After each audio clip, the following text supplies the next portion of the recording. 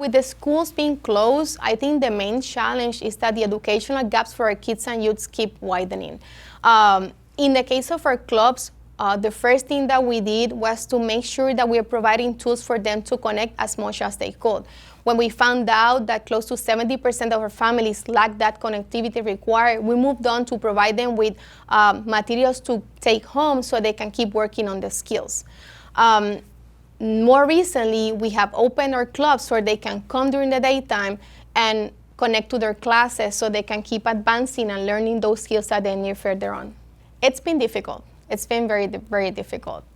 Puerto Rico has been on a crisis mode for the past 3 years, and when you add that to the economic crisis that we've been facing for the past 10 to 12 years, perhaps the worst economic crisis in the modern history, and you put it in the context of our families that live in poverty, that is tough.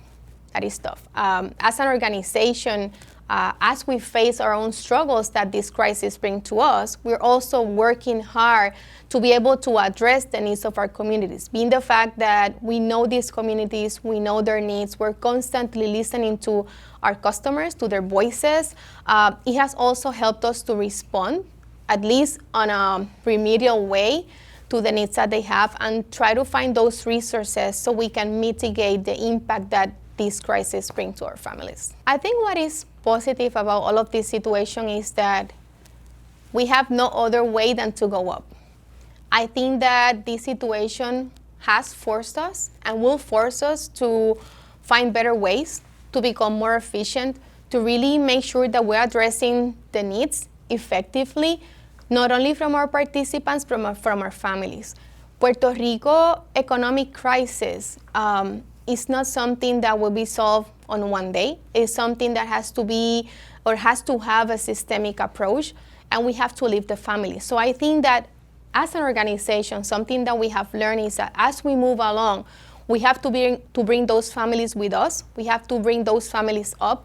We have to make sure that as we provide resources for our kids and youth, we're also providing resources for those families to live out of poverty. So as a country, I think that it also should give us the chance to look at the way we're using our resources and make sure that we make the decisions to maximize the use of these resources to the benefit of the society.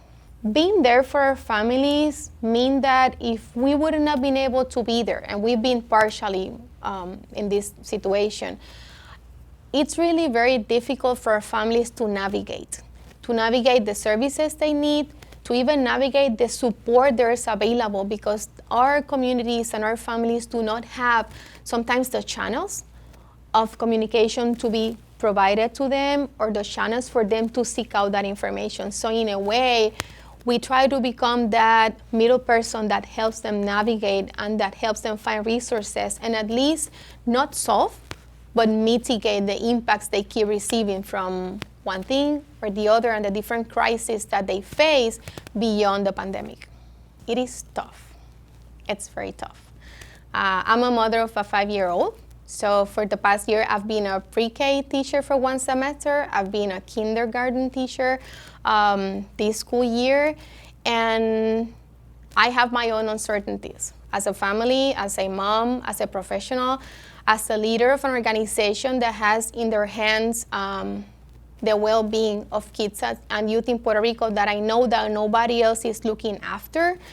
I think the biggest struggle is to face that burden every day, to feel the weight of the work that we have to do, to understand each day what's coming our way, the resources that I have to respond to their needs, to provide direction to the organization in the midst of uncertainties out there, in the midst of personal uncertainties.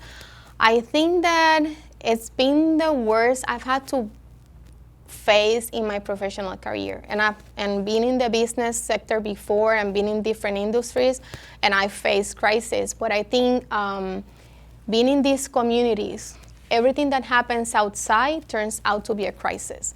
So, keeping that balance of being the lovely mom that is not stressed, and being a professional that is trying to tell a team that everything will be okay, even though everything that you see coming your way at times does not look that way, I think has been one of the hardest things for me to do.